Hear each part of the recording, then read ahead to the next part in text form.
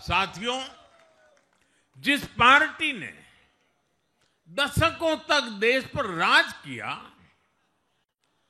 उस पर देश की जनता का विश्वास लगातार घट रहा है। कांग्रेस देश के अनेक राज्यों में सालों से सत्ता से बाहर है। बिहार में 35 साल, गुजरात में 30 साल, यूपी में भी करीब करीब 4 दशक और पश्चिम बंगाल में करीब 5 दशक से कांग्रेस की सरकार लौटी नहीं है।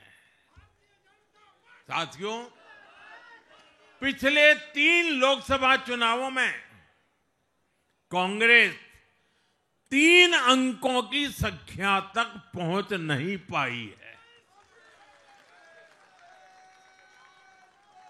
2024 के लोकसभा चुनाव के बाद, मैं 24 के बाद की बात कर रहा हूं,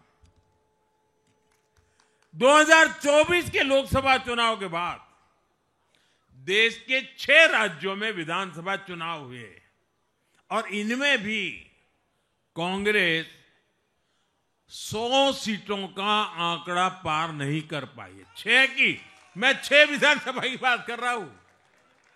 और आज ही के दिन सिर्फ एक चुनाव में हमारे जितने विधायक चुने गए हैं, कांग्रेस पिछले 6 चुनावों में 6 चुनाव में उतने विधायक जीत नहीं पाई।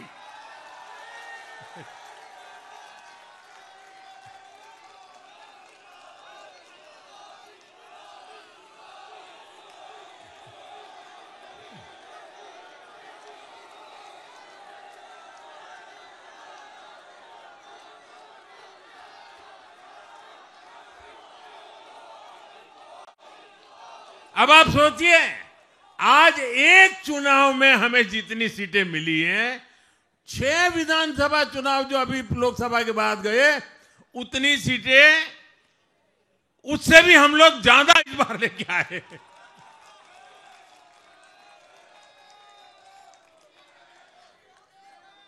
साथियों, कांग्रेस की राजनीति का आधार अब सिर्फ और सिर्फ नेगेटिव पॉलिटिक्स हो गया है।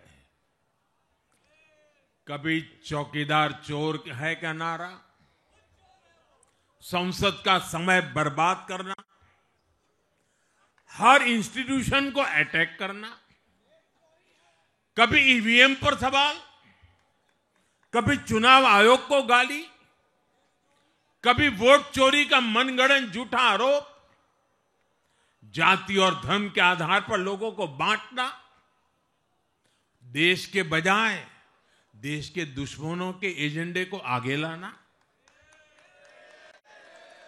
कांग्रेस के पास देश के लिए कोई पॉजिटिव विजन नहीं है।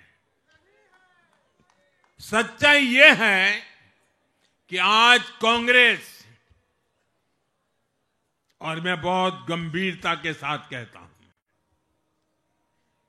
आज कांग्रेस मुस्लिम लीगी माओवादी कांग्रेस यानी एमएमसी बन गई है।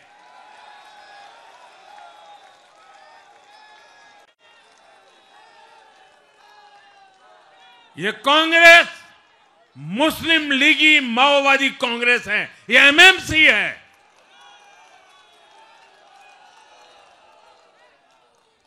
और कांग्रेस का पूरा एजेंडा अब इसी पर चलता है।